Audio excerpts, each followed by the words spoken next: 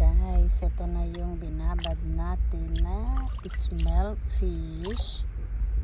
So dahil magandang araw dito guys, magpapatuyo tayo ng smelt fish. Kumbaga sa Ilocano parang vunog man ito ibanag pala tawag namin dito, vunog. Ito naman sa Amerika is smelt fish.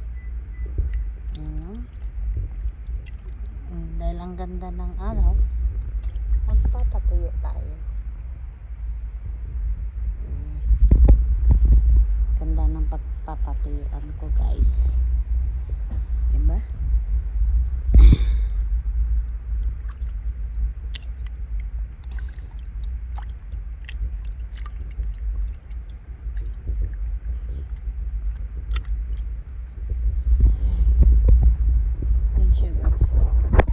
Natin yan patutuyo.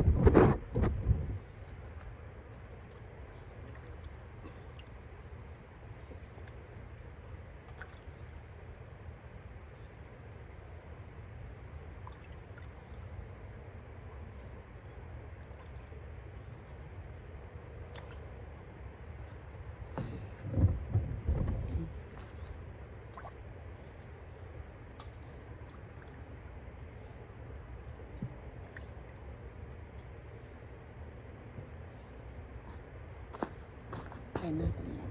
Ito.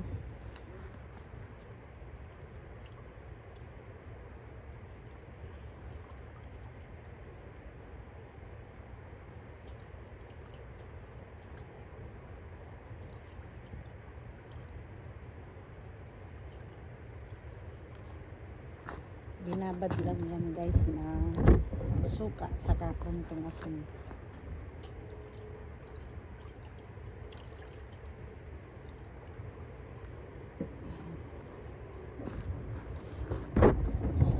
Guys,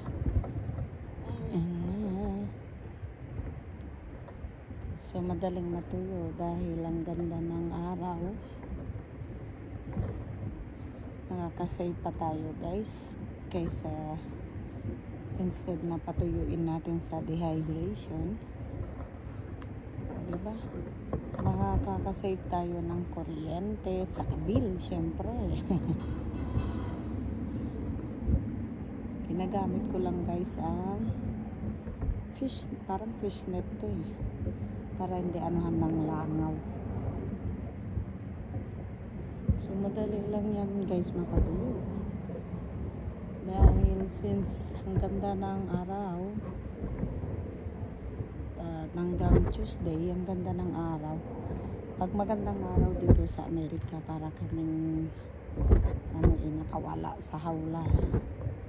Dahil bihira nga lang, eka nga lang mag-init dito. Puro winter. Mas mahaba ang winter guys dito sa Amerika. Kaya pag maaraw, akala mo para kaming nakawala sa hawla.